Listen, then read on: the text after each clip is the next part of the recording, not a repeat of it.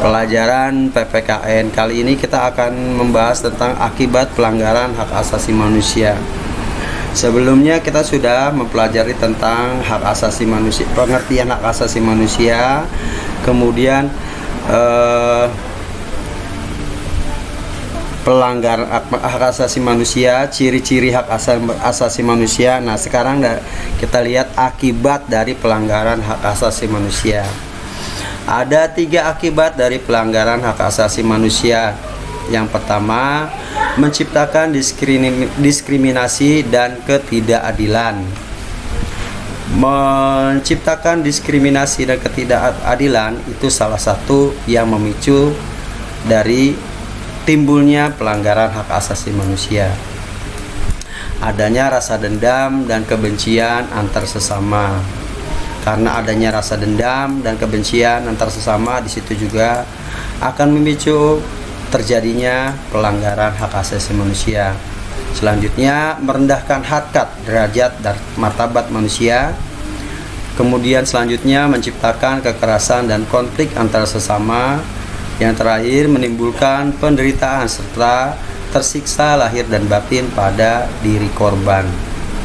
Itulah akibat pelanggaran hak asasi manusia, ya. Itu merupakan hal-hal yang memicu akan terjadi pelanggaran hak asasi manusia. Upaya penegakan hak asasi manusia dalam perspektif Pancasila.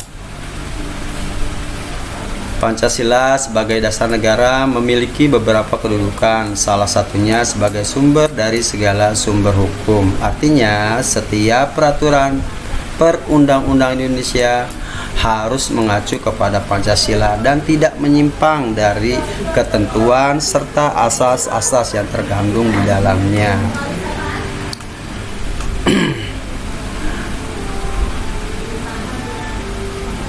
Hukum yang dibuat di Indonesia itu harus bersumber dari Pancasila. Apabila menyimpang dari nilai-nilai Pancasila serta menyimpang dari asas-asas yang terkandung di dalam Pancasila, nah hukum itu tidak akan berlaku atau tidak disahkan oleh negara Indonesia. Kenapa? Karena Pancasila merupakan sumber dari segala hukum di Indonesia.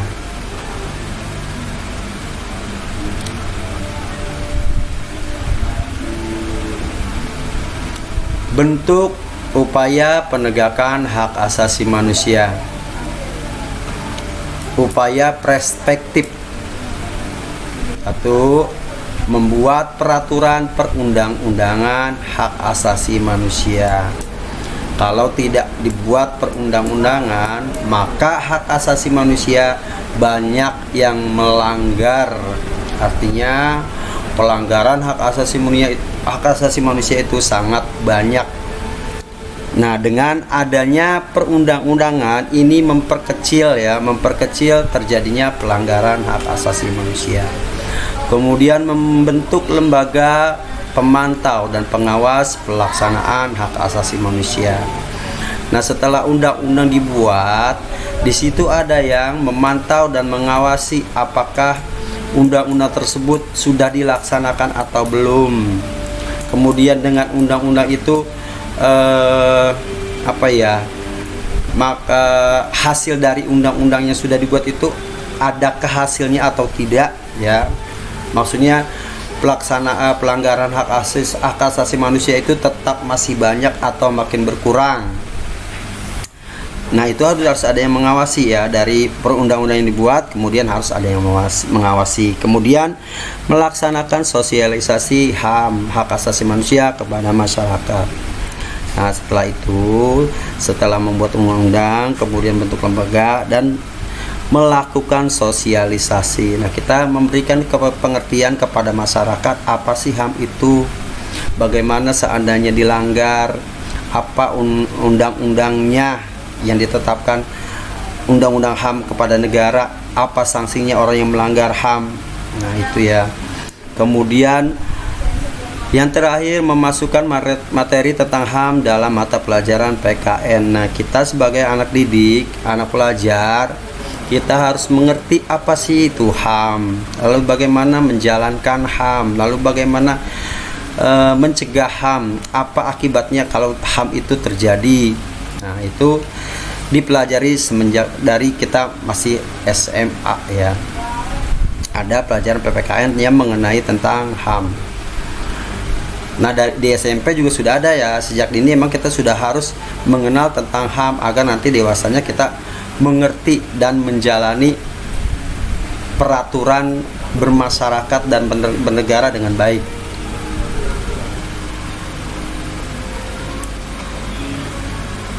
Upaya represif. Upaya represifnya adalah Komnas HAM, Pengadilan Hak Asasi Manusia. Nah, upayanya untuk mengurangi dari terjadinya pelanggaran HAM. Di situ ada Komnas HAM, kemudian pelanggaran hak asasi manusia.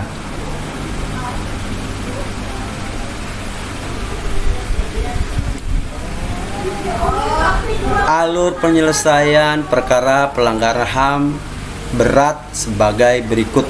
Nah, di sini ada HAM berat dan HAM ringan.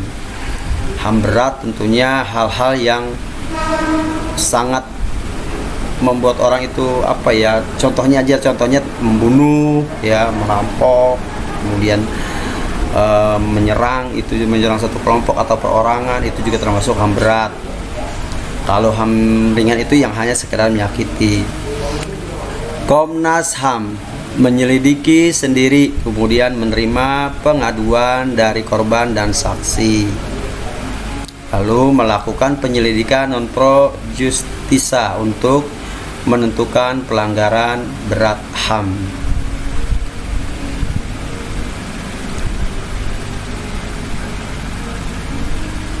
Nah, di sini dibaca saja ya. Kalau ya, tentunya membentuk komisi penyelidikan pelanggaran HAM kepada KPP HAM. Kalau tidak, berarti ya kemudian Jaksa Agung melakukan penyelidikan, membuat penuntutan. Terus lari ke Pengadilan HAM, kemudian banding Pengadilan Tinggi dan kasasi Mahkamah Agung. Itu adalah alur penyelesaian perkara penyelenggara HAM berat. Apabila tidak, berarti berhenti. Tapi kalau iya, nah di sini kan melakukan penyelidikan non pro justisia untuk menentukan pelanggaran HAM. Kalau terbukti dia melakukan pelanggaran HAM, berarti dia lanjut membentuk komisi penyelidikan pelanggaran HAM, kemudian langsung ke Jaksa Agung dan Pengadilan HAM, kemudian banding Pengadilan Tinggi dan kasasi Mahkamah Agung. Tapi kalau dalam kasusnya ternyata tidak, dia harus berhenti karena memang tidak ada kasus pelanggaran HAM.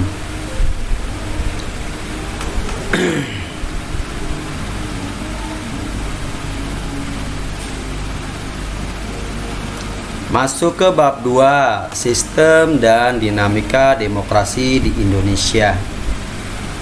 Sistem dan dinamika demokrasi di Indonesia. Perhatikan gambar berikut. Gambar di atas adalah kegiatan pemilu.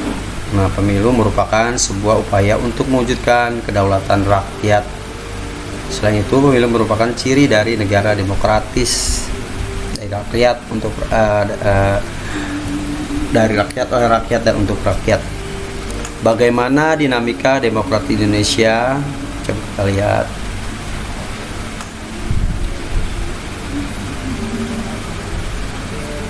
Ini tujuan pembelajarannya, kalian bisa baca tujuan pembelajarannya.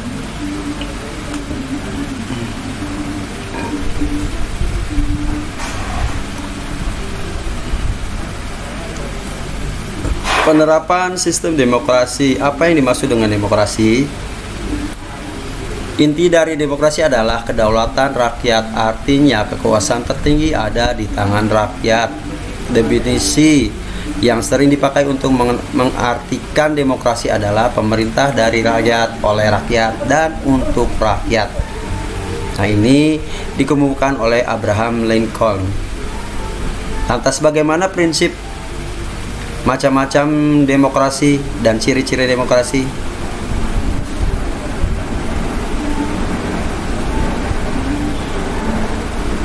Nah, kita lihat videonya ya.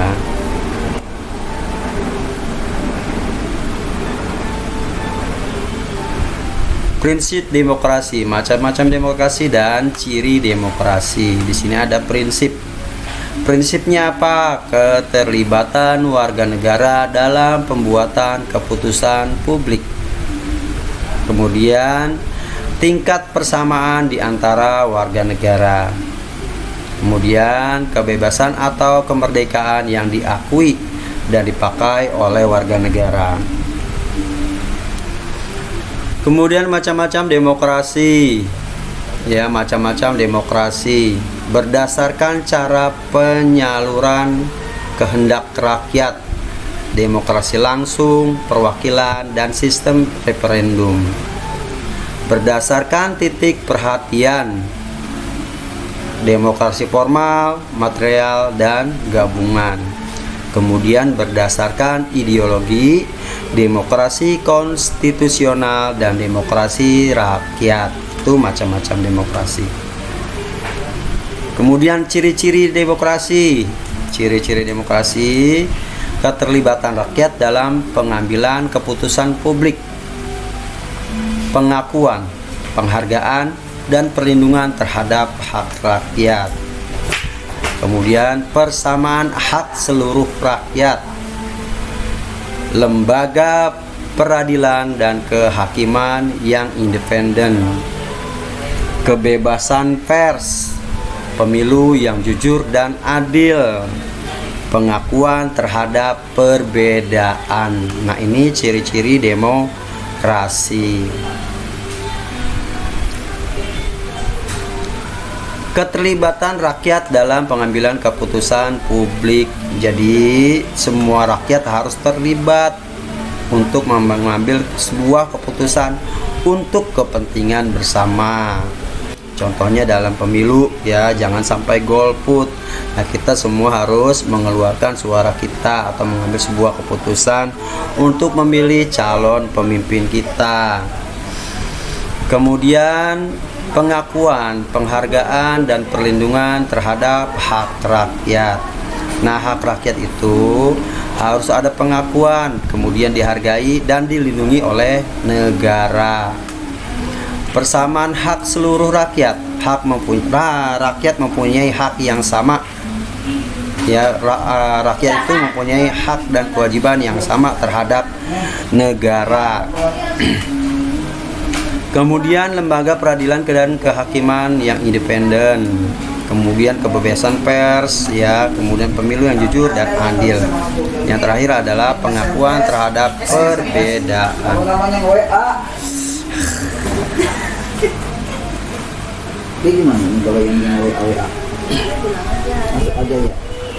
Sistem demokrasi Pancasila, ya, sistem demokrasi Pancasila. Kemudian di situ ada prinsip-prinsip demokrasi Pancasila, ciri-ciri demokrasi Pancasila, dan asas dan fungsi demokrasi Pancasila. Ya, sistem demokrasi Pancasila itu ada prinsip-prinsip demokrasi Pancasila, ada ciri-ciri demokrasi Pancasila, dan asas dan fungsi demokrasi Pancasila.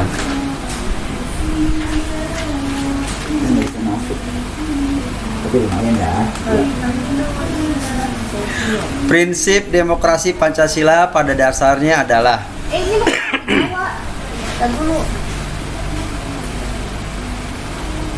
nilai-nilai Pancasila. Ya, prinsip demokrasi Pancasila pada dasarnya adalah nilai-nilai Pancasila. Mengapa demikian? Nah, ketika di sini ada lagu Garuda Pancasila. Nah, itu orang begitu semangat menyanyikan lagu Garuda Pancasila karena di dalam dirinya di situ tertanam rasa nasionalisme dan cintanya kepada Pancasila. Ini ada lagu Garuda Pancasila. Lagunya Garuda Pancasila akulah pendukungmu, patriot proklamasi, sedia berkorban untukmu. Pancasila dasar negara, rakyat adil makmur sentosa, pribadi bangsaku. Ayo maju, maju, ayo maju, maju, ayo maju, maju. Nah, itu adalah lagu yang berjudul Garuda Pancasila untuk membakar semangat jiwa Pancasila, nasionalisme yang tertanam di dalam pribadi bangsa Indonesia. Prinsip-prinsip demokrasi. Prinsip-prinsip demokrasi Pancasila. Demokrasi yang berketuhanan yang Maha Esa. Demokrasi dengan kecerdasan. Demokrasi yang berkedaulatan rakyat. Demokrasi dengan rule of law, demokrasi dengan pemisahan kekuasaan negara, demokrasi dengan hak asasi manusia, demokrasi dengan pengadilan yang merdeka, demokrasi dengan otonomi daerah, demokrasi dengan kemakmuran, demokrasi yang berkeadilan sosial. Itu adalah prinsip-prinsip demokrasi Pancasila. Ciri-ciri demokrasi Pancasila.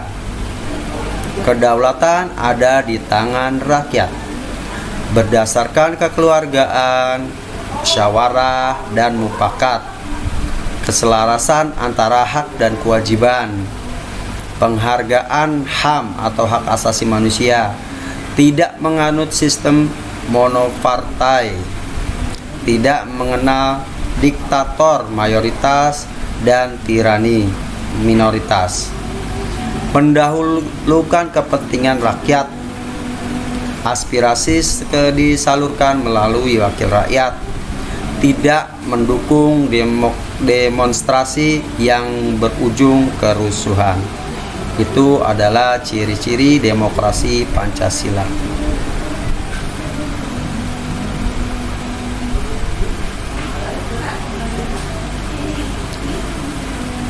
Asas dan fungsi demokrasi Pancasila. Asas demokrasi Pancasila adalah asas kerakyatan, asas musyawarah, ya, berdasarkan kerakyatan dan berdasarkan musyawarah. Kemudian fungsi demokrasi Pancasila menjamin keikutsertaan rakyat dalam kehidupan bernegara, menjamin berdirinya negara Republik Indonesia, menjamin tetap tegaknya NKRI berdasarkan sistem konstitusional, menjamin tegaknya hukum yang berasal dari Pancasila, menjamin adanya hubungan yang sama, serasi dan seimbang antar lembaga negara, menjamin pemerintah yang bertanggung jawab. Itu fungsi dari demokrasi Pancasila. Jadi demokrasi Pancasila itu bukan hanya sekedar aturan-aturan, ya, bukan sekedar wacana, tapi ada fungsinya. Fungsinya itu tadi menjamin keikutsertaan rakyat dalam kehidupan bernegara, menjamin berdirinya negara Republik Indonesia, menjamin tetap tegaknya NKRI berdasarkan sistem konstitusional, menjamin tegaknya hukum yang berasal dari Pancasila, menjamin adanya hubungan yang sama, serasi dan seimbang antar lembaga negara, menjamin pemerintah yang bertanggung jawab.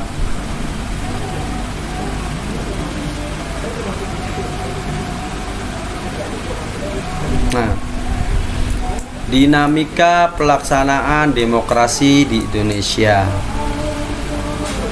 periode 1998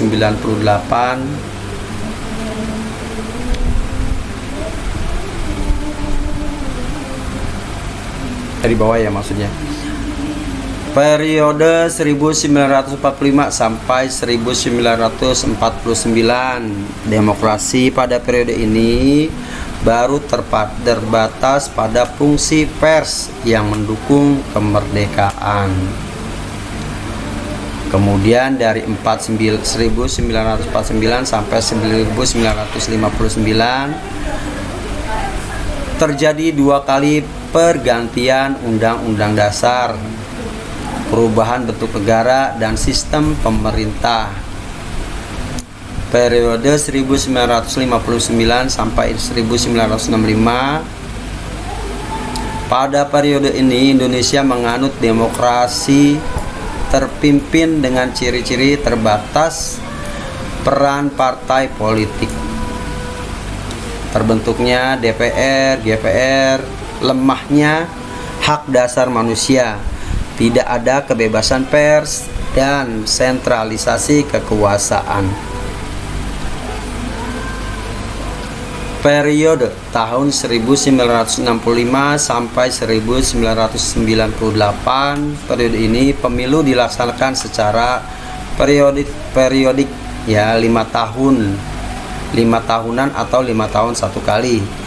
Terjadi penyederhanaan partai politik dan mencuatnya kasus korupsi, kolusi, dan nepotisme dalam pemerintahan. Nah, periode tahun 1998 sampai sekarang 2020. Pada periode ini terjadi informasi amandemen Undang-Undang Dasar Negara Republik Indonesia tahun 1945. Pembentukan Komisi Pemberantasan Korupsi, jaminan kebebasan pers, dan jaminan berpolitik. Nah, sampai di sini saja pelajaran PPKN pada kali ini. Jumpa lagi pada pelajaran PKN selanjutnya pada minggu depan. Mudah-mudahan kalian dapat mencerna dengan baik dan ada yang masuk ke otak kalian. Apabila kalian memang belum puas dan belum mengerti, kalian bisa